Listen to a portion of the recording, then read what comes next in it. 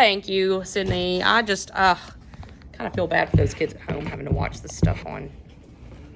I don't know that they all watch them, but you know. All right, so Spain, young couple, world is their oyster, travel a lot, okay? Drinking beer, train station, hills in the background. Got it? Okay. So on the back of the front page, let's pick up with should we have another drink? Because a lot of these people of the lost generation and the expatriates, I mean, they try to kind of fill the emptiness with, like, you know, alcohol a lot of the time. And these folks are definitely drinking. All right. The warm wind blew the bead curtain against the table. The beer is nice and cool, the man said. It's lovely, the girl said. Now, we start to get to the heart of things. It's really an awfully simple operation, Jig, the man said. It's not really an operation at all. The girl looked at the ground the table legs rested on. I know you wouldn't mind it, Jig. It's really not anything, just letting the air in. The girl did not say anything. I'll go with you, I'll stay with you all the time. They just let the air in and then it's all pretty natural. Then what will we do afterwards? We'll be fine afterwards, just like we always were before. What makes you think so? That's the only thing that bothers us. It's the only thing that makes us unhappy. The girl looked at the bead curtain, put her hand out and took hold of 2 of the strings of beads. And you think, then we'll be all right and we'll be happy. I know we will. You don't have to be afraid. I've known lots of people that have done it. So have I, said the girl, and afterwards they were so happy. Well, the man said, if you don't want to, you don't have to. And he says this over and over again. If you don't want to, you don't have to, right? I wouldn't have you do it if you didn't want to. But I know it's perfectly simple. And you really want to. I think it's the best thing to do, but I don't want you to do it if you really don't want to. And if I do it, you'll be happy and things will be like they were and you'll love me. I love you now. You know I love you. I know, but if I do it, then it will be nice again. And if I say things like white elephants, you'll like it. I'll love it. Oh, that reminds me. Have y'all ever been to a white elephant party? Yes. Okay, so if you haven't, a lot of fun, you should try it. Usually, oh, you know what, Drew? I don't think Grace can see around that big, fluffy, whatever that is that you have on your head. So take that off, okay? There you go. There you go. All right. So, wow, someone is just distraught. Yeah, so distraught. Okay.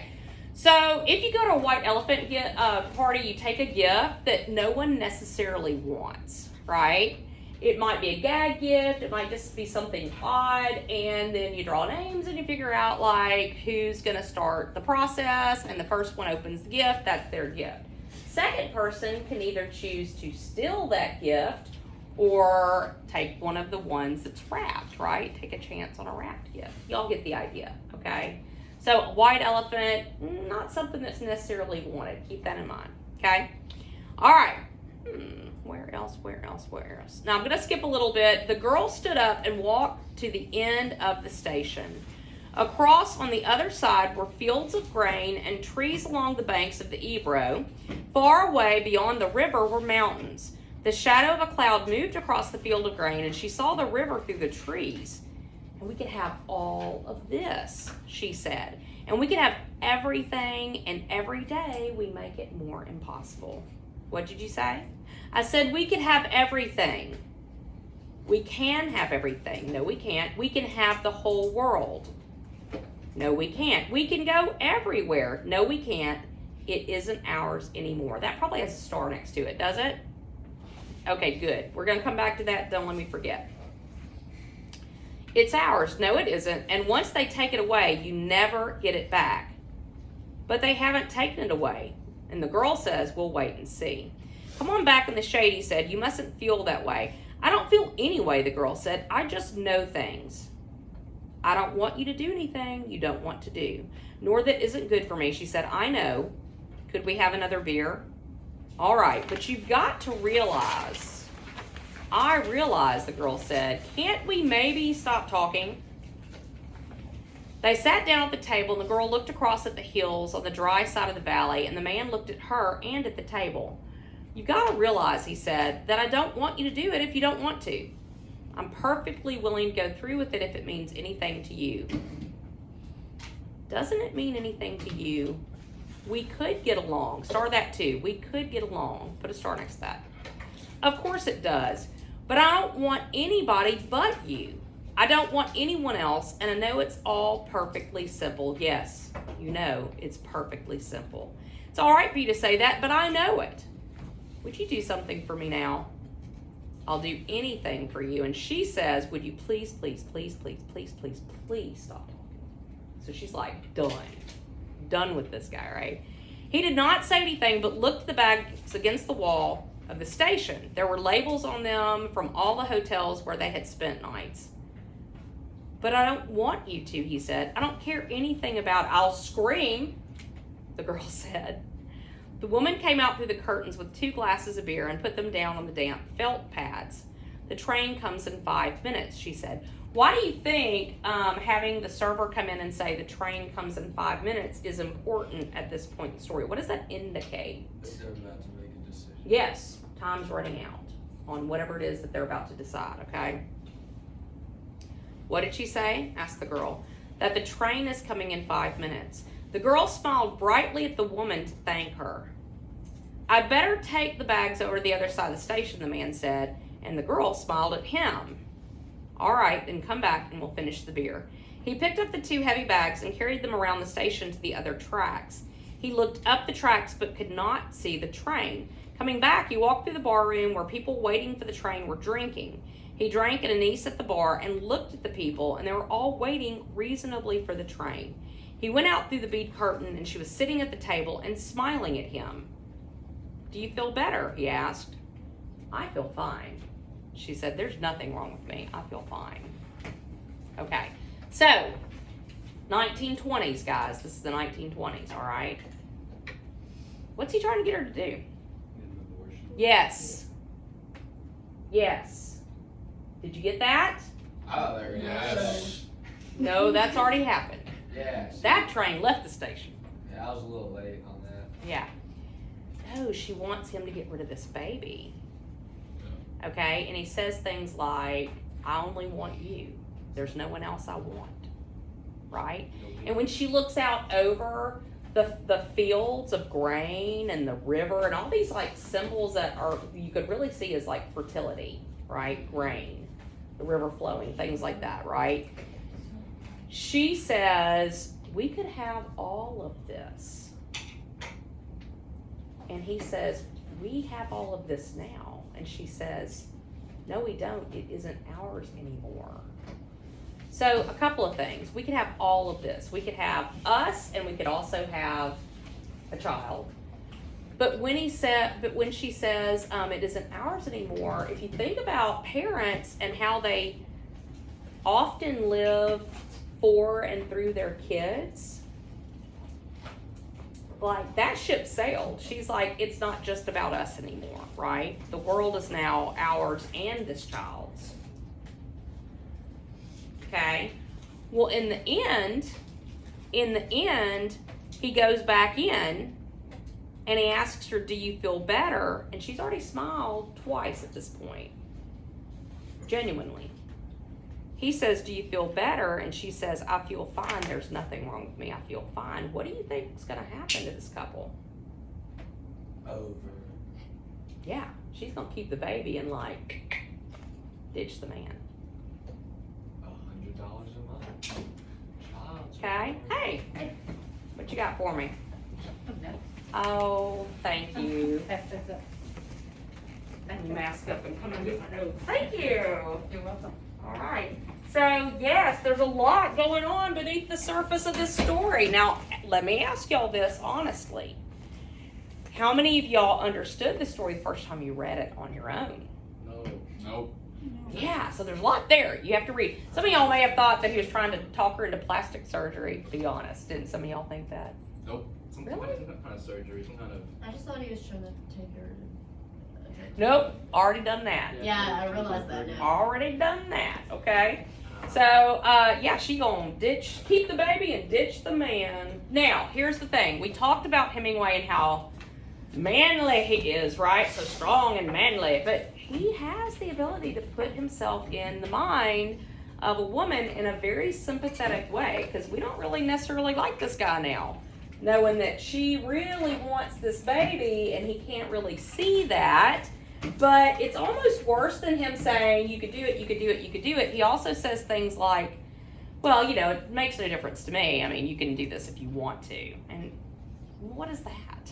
Like, are you just not taking responsibility? I mean, that's almost worse than him trying to just get her to, you know, get rid of the child altogether. So, yeah, there's that. Now, what's the connection to the title? Elephant. A white elephant gift is a gift what? You don't want Yeah. like a baby. Or maybe that you don't know you want, right? Because I think she does. All right, go to a clean, well-lighted place. So we've got a cafe. It's 2:30 a.m. Okay, Spain.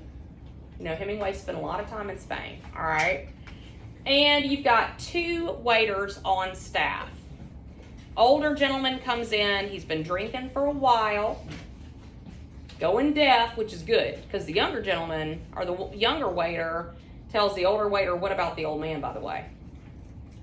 He lets him know something about the old man. He's depressed. That he's depressed. He had tried to commit suicide, right? And the younger waiter even, like, says to the old man, when he waits on him, he said, you should have committed suicide last week. But the man's deaf, so he can't hear. But still, that's not nice. That's not nice, even if the guy can't hear you, right? So we got 2 waiters. One's old, one's young. All right. Let me go to the second page.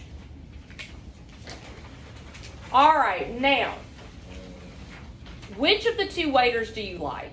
The old one. You like the one that's kind, okay? And he tells the younger waiter, look, I get why this old man comes in here to drink. It's because it's a clean and it's a well-lighted cafe, okay? Well, think about that whole idea of the code hero, and the code hero trying to behave even in the midst of chaos, displaying grace under pressure. There's another element of the code hero that's important too, and that is, to the code hero, darkness represents nothingness, okay? Because the code hero thinks that, you know, we die and that's all there is, okay? And the dark kind of represents that absence of everything, almost like a void, okay? And so this older waiter gets that light's important, because what does light do to the dark? Well, it pushes it away, right? Bella, put your phone up. It pushes it away, okay? So I want to pick up with, let's see, where, I think it's the top of what's 373, you talk like an old man yourself. He can buy a bottle of drink at home. Do y'all see that? Yes, yes? Okay. Yes, yes. Now, the younger waiter says, you talk like an old man yourself. He can buy a bottle and drink at home. It's not the same. No, it is not, agreed the waiter with a wife. He did not wish to be unjust. He was just in a hurry. And you have no fear of going home before your usual hour? Are you trying to insult me? No, hombre, only to make a joke. So the older waiter's like, wait, you're not afraid of going home and surprising your wife? Like, maybe she would be with someone else if you surprised her. And he says, just joking, right? No, the waiter said, he was in a hurry, and rising and pulling down the metal shutters, he said, I have confidence. I am all confidence. You have youth, confidence, and a job, the older waiter said. You have everything. What do you lack? Everything but work, meaning that the older waiter doesn't have confidence, right?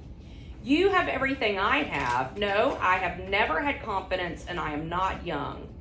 Come on, stop talking nonsense and lock up. I am of those who like to stay late at the cafe, the older waiter said, with all those who do not want to go to bed. with all those who need a light for the night. See, the night and darkness represents nothing. Like, it represents the absence of meaning, okay? And that pressure of a lack of meaning and what it would put on you, right? So he needs that light. The younger guy says, I just want to go home and go to bed. We are of two different kinds, the older waiter said. He was now dressed to go home. It is not only a question of youth and confidence, although those things are very beautiful. Each night I am reluctant to close up because there may be someone who needs the cafe. Hombre, there are bodegas open all night long. A bodega is a bar. You do not understand. This is a clean and pleasant cafe. It is well lighted. The light is very good, and also now there are shadows of the leaves. Good night, said the younger waiter. Good night, the older one said. Now, listen to this very carefully. Turning off the electric light, it's electric, he continued the conversation with himself. It is the light, of course, but it is necessary that the place be clean and pleasant. You do not want music. Certainly you do not want music. Nor can you stand before a bar with dignity, although that is all that's provided for at these hours. What did he fear? It was not fear or dread. It was a nothing that he knew too well. So when he says, I fear nothing, y'all, it doesn't mean I don't fear a thing. What it means is he fears the idea of nothing, okay? It was a nothing that he knew too well, right? It was all a nothing, and man was nothing too. It was only that and light. Oh, sorry, hang on. That's right. Nothing too. It was only that and light was all it needed, and a certain cleanness and order. Sorry. Some lived in it and never felt it. In other words, some folks don't think this deeply to understand the chaos, right? Or to question things in life. Some lived in it and never felt it, but he knew it was all nada, pues nada, pues nada. Our nada who art in nada. Nada be thy name, thy kingdom nada, thy will be nada, and nada as it is in nada. Give us this nada, our daily nada, and nada us our nada as we nada our nadas, and nada us into nada. But deliver us from nada, pues nada. Okay. Nothing and well nothing and well nothing. So he goes into the Lord's Prayer. What has been taken out? All the nouns. Like he's taken the God out. Thy will. And replaced it with No. nothing. So this is nihilism. Write this down in your bio. This is probably the best example of nihilism in literature, okay? Nihilism, let me spell it for you. It's Nihilism. Nihilism.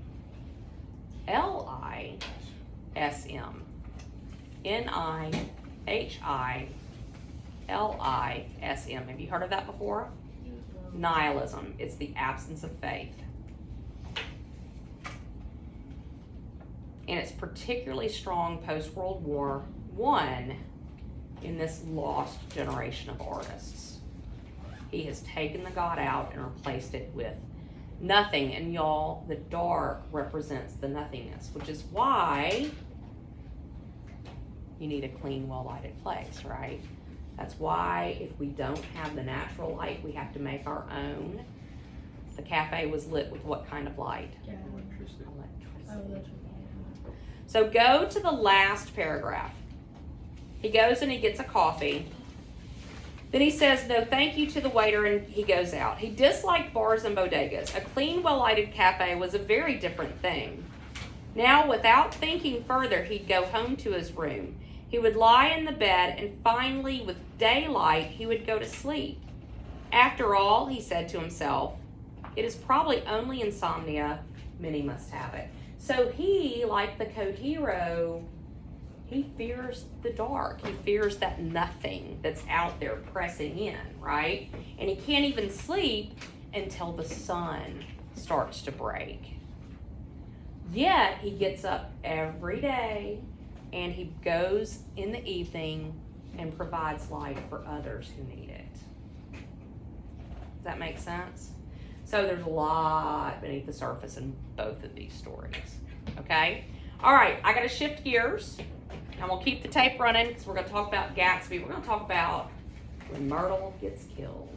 Okay, find your book and a highlighter. And I want to say in my book it's on 144. If it's the thinner book, it's 141. And look for the paragraph that starts the death car. Okay?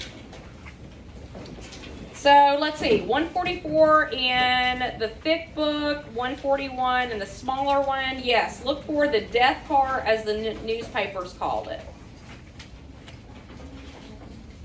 Okay, so couple of things. One, remember it's the hottest day of the year, and tempers flared at the plaza. And remember, Tom has sent Daisy home in Gatsby's car. That's going to be important because on the way into town, yeah, there are plenty of books, y'all, just find one. On the way into town, remember that Tom is driving Gatsby's huge yellow convertible. Okay, with all the chrome, he calls it a circus wagon. Says it's way too garish, ostentatious, it's too showy, whatnot, whatever. He's driving it in to New York. Well, they stop and get gas, and who spies him through the window? Myrtle. Myrtle is locked in the bedroom above the gas station because guess what? Her husband knows something fishy's going on. He has found the dog collar for the little dog. I don't know who feeds that dang thing when they're not around. But anyway, he's found the dog collar and he knows something's up. Okay? And when Tom stops for gas and he's in the car with Jordan and Nick, Wilson says, I need you to sell me that car. I need money now. And Wilson says, why do you need money right now? And Tom says, something's going on with my wife. I want to take her away from here. I got to get her out of this town. And in that moment, Wilson's face kind of crumbles and Nick realizes that he just found out his wife was stepping out on him, and oh, by the way, his mistress is about to be taken away from him too. Okay, so Tom's pretty devastated. They go on into New York. Well, Myrtle's watching them from above, and she assumes that Jordan is Daisy. Okay, but she sees Tom driving this big old fancy car. Well, fast forward several hours, and who's driving that car back through? Trick question. Well, we think it's Gatsby, Oh, no, but guess what? It's actually Daisy, right? Well, it's dark. Myrtle sees that car coming, and she breaks out of that room upstairs and runs out to meet who she thinks is Tom. With Daisy driving, and she runs out in front of the car. And of course, Daisy runs her over. It was an accident. She didn't even know that Myrtle is like her husband's lover. Okay, we don't get any indication that she ever found that out. But she runs this woman down, which is pretty bad. But what's arguably worse is that she keeps going. She takes what would have been just a terrible accident and she makes it into a hit and run, which tells us how careless she is. Okay? All right. The death car, as the newspapers called it, didn't stop. It came out of the gathering darkness, wavered tragically for a moment, and then disappeared around the next bend. Michaelis wasn't even sure of its color, and he told the first policeman it was a light green. The other car, the one going toward New York, came to rest 100 yards beyond, and its driver hurried back to where Myrtle Wilson, her life violently extinguished, knelt in the road and mingled her thick, dark blood with the dust. Michaelis and this man reached her first, but when they had torn open her shirtwaist, that's her shirt, still damp with perspiration, they saw that her left breast was swinging loose like a flap, and there was no need to listen for the heart beneath. The mouth was wide open and ripped at the corners as though she choked a little in giving up the tremendous vitality she had stored for so long. Might want to highlight that last part. Pretty graphic, right? But the idea here is that, Myrtle loved life. She took risks. Whereas Daisy kept saying things like, what do we do today, tomorrow, and the rest of our lives, right? I mean, Myrtle had this passion for life, right? Well, it was ripped out of her. Ripped out of her heart, ripped out of her voice. I mean, just ripped away, right? Okay, so Tom is like beside himself, okay? Go to the end of the chapter and backtrack maybe to, it's probably about 4 pages actually, to where it said, it's 149 in my book, I think 147 for the smaller ones. The Buchanan's house floated suddenly toward us. So Tom is like ticked off. Because of course he assumes that Gatsby ran over Myrtle. Okay? And he says, the damn coward, he didn't even stop the car. Here's what Nick says. The Buchanan's house floated suddenly toward us through the dark, rustling trees. Tom stopped beside the porch, looked up at the second floor where 2 windows bloomed with lights among the vines. Daisy's home, he said, as we got out of the car, and he glanced at me and frowned slightly. Ought to have dropped you off in West Egg, Nick. There's nothing we can do tonight. A change came over him, and he spoke bravely and with decision. As we walked across the moonlit gravel to the porch, he disposed of the situation in a few brisk phrases. I'll telephone for a taxi to take you home, and while you're waiting, you and Jordan better go to the kitchen to see if they can feed you, right? So Jordan wants Nick to come in. But Nick is like done. He's like, he's had enough. He's disgusted with Gatsby. And he's kind of disgusted with Jordan too. He lumps her in with all of these corrupt, really, careless people. And so Jordan's a little baffled by this. But Nick ends up by himself outside. And he sees Gatsby lurking in the bushes. And he's pretty put out with Gatsby too. Because he thinks that Gatsby was driving also. All right. So skip a couple of paragraphs to where Nick asks, what are you doing? Do y'all see that? What are you doing? I inquired. Just standing here, old sport. Somehow that seemed a despicable occupation. For all I knew, he was going to rob the house in a moment, and I wouldn't have been surprised to see sinister faces, the faces of Wolfsheim's people behind him in the dark shrubbery. Did you see any trouble on the road? He asked after a minute. Yes. He hesitated. Was she killed? Yes. I thought so. I told Daisy I thought so. It's better that the shock should come all at once. She stood it pretty well. He's not talking about Myrtle.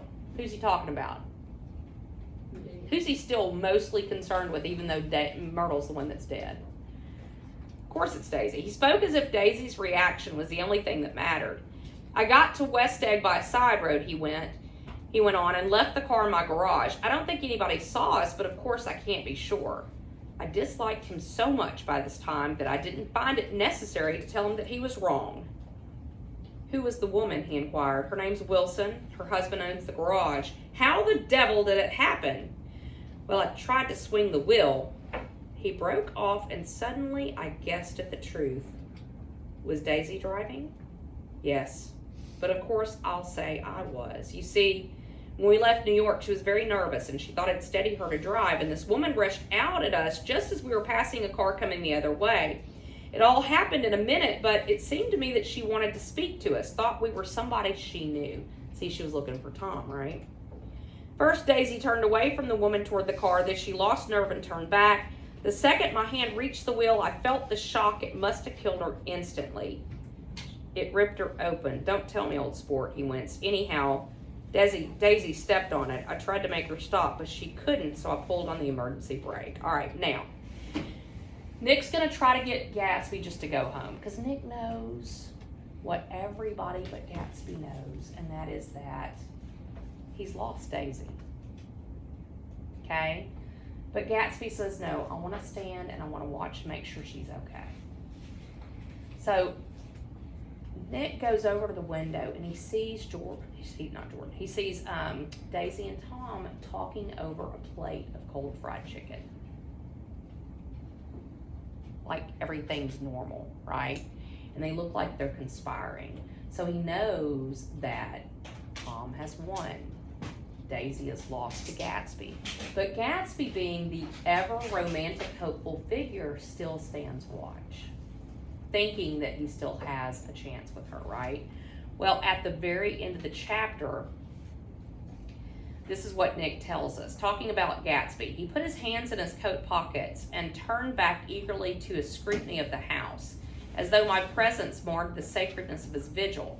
So I walked away and left him standing there in the moonlight, watching over nothing. Now, in this case, nothing means something completely different than what we saw in the Hemingway stories. What we know is that when Nick says watching over nothing,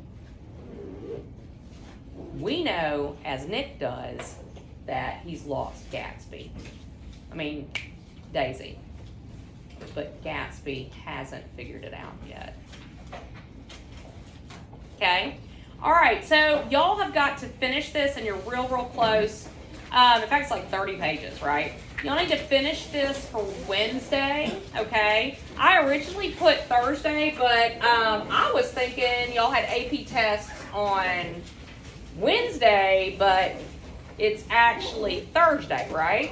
Don't a lot of y'all have AP tests this week? Yeah, so your quiz on the last couple of chapters will be Wednesday. Read carefully. Don't forget, y'all, we've got book talks coming up due, so please make sure you're reading whatever that side book is that you got going on, okay? Yeah. When's the first week? Okay, tomorrow. You want us to email that to you or something? If you can print it out, I asked for it printed. It would be easier for me to to look at it and mark. If that's impossible, email it to me, okay? Yeah. Yeah. Because I'd really like to look at it and, hand it back to you. And obviously that's easier if it's already printed, okay? All right, any other questions? Okay, don't take my Hemingway stories. Leave those. In fact, you know what y'all can do? Put them under your desk, because next hour is going to come on in and want to eat in here. And, these things are already pretty rough, so I don't want to get food on them and add to it.